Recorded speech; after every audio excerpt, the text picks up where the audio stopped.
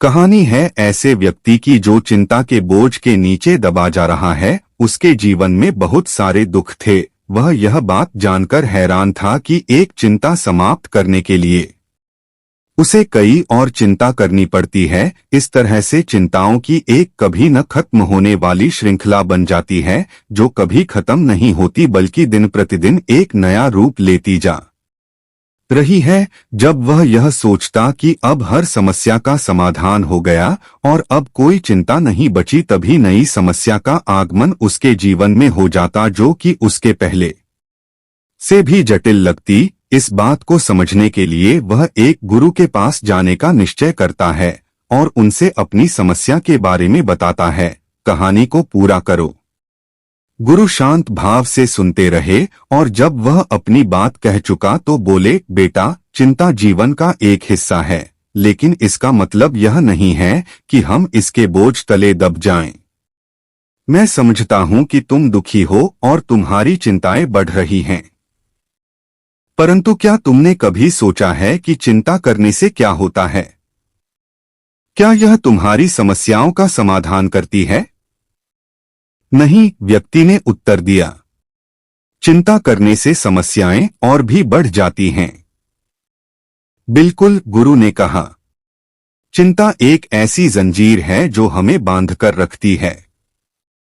यह हमें आगे बढ़ने से रोकती है। तुम्हें अपनी चिंताओं से मुक्त होना है तो तुम्हें सबसे पहले यह समझना होगा कि वे कहां से आती हैं। मेरी चिंताएं मेरे जीवन में होने वाली समस्याओं से आती हैं, व्यक्ति ने कहा। यह सच है, गुरु ने कहा। लेकिन क्या तुमने कभी सोचा है कि तुम उन समस्याओं को कैसे नियंत्रित कर सकते हो? नहीं, व्यक्ति ने कहा।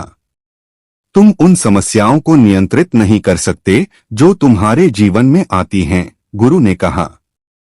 लेकिन तुम अपनी प्रतिक्रिया को नियंत्रित कर सकते हो। तुम उन समस्याओं को कैसे देखते हो, यह तुम्हारे ऊपर है। तुम्हें अपनी चिंताओं को कम करने के लिए अपनी सोच बदलनी होगी। तुम्हें उन समस्याओं को चुनौतियों के रूप में देखना होगा, न कि बाधाओं के रूप में। तुम्हें यह भी समझना होगा कि जीवन में उतार चढ़ाव आते रहते हैं। कभी सुख होता है तो कभी दुख। यह जीवन का नियम है। तुम्हें दुख से डरना नहीं चाहिए। तुम्हें उसे स्वीकार करना सीखना होगा। जब तुम अपनी सोच बदलोगे तो तुम्हारी चिंताएं कम होने लगेंगी। तुम जीवन में खुशी और शांति का अनुभव करोगे। व्यक्ति ने गुरु की बातों को ध्यान से सुना और उन्हें समझने की कोशिश की। उसे लगा कि गुरु की बातों में सच्चाई है। उसने गुरु को धन्यवाद दिया और घर लौट गया। उसने गुरु की बातों पर अमल करने का फैसला किया। धीरे धीरे उसकी सोच बदलने लगी।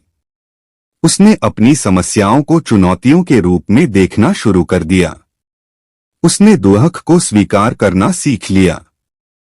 जैसे जैसे उसकी सोच बदली, उसकी चिंताएं कम होने लगीं। वह जीवन में खुशी और शांति का अनुभव करने लगा।